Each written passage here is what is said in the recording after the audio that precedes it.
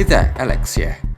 So after revisiting the original Google Pixel in my previous video, I thought I should probably give the latest Pixel another go. If you recall, I actually did a video when the phone first came out, talking about the display issue that I had. I was so disappointed that I just decided not to bother with a review at that point in time. The issue for me was a very obvious uneven tint on the display, which is made by LG, and I wasn't the only one facing this issue.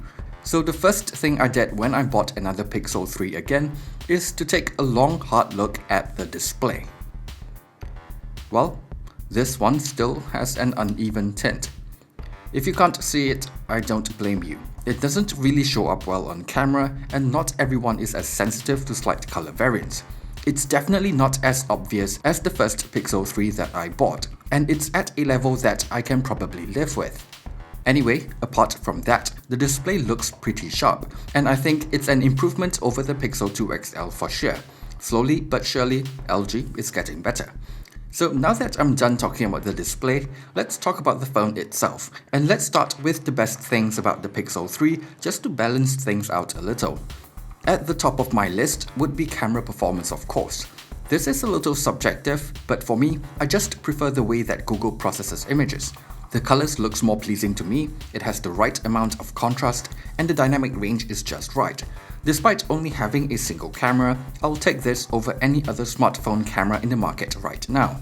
But I do have to clarify that I'm talking about photos. In terms of video, it's just about average, and the audio recording quality isn't that great. For the front camera, it's my favorite setup currently as well. I like the way it handles details and dynamic range. Portrait shots looks quite nice too. Google also added in a second wide-angle camera, which I think a lot of people are going to love. I'll have everything I took with the phone in a link below, so just check it out if you want to. Next on my list would be software experience. This one is kind of straightforward. The software on the Pixel 3 is basically how Google envisions Android. It's clean, and it gets fast and consistent software updates direct from Google. It may not be the most feature-rich experience, but the few additional features that it provides are mostly pretty useful. And I think that's it. The main selling point of the Pixel lineup has always been the camera and the software experience. It's just that with each generation, Google gets a little bit better at making the other parts of the phone a little better. So the Pixel 3 is a little more premium feeling with the glass back, the design looks a little more refined, the dual speakers sounds better, it's a little more water resistant, the haptic feedback feels a little better, it now has wireless charging, and of course the usual bump in specifications year over year.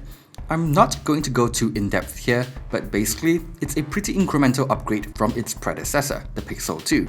In some areas like the battery life, I didn't even notice any major differences. It's still just a day of moderate use for me. When it comes to performance, while I feel like the phone is a little faster, I've seen people talking about the Pixel 3 becoming a little sluggish as well. Notably, MKBHD recently released a video talking about just that. I'm not really sure what's going on since I've not had any performance issues, but it is something to take note of. Which leads us to the conclusion of this video. The Pixel 3 to me is all about the camera and software experience. The rest of the phone is just decent, especially when you compare it to the Galaxy S10e, which is actually slightly cheaper here in Singapore at this point in time.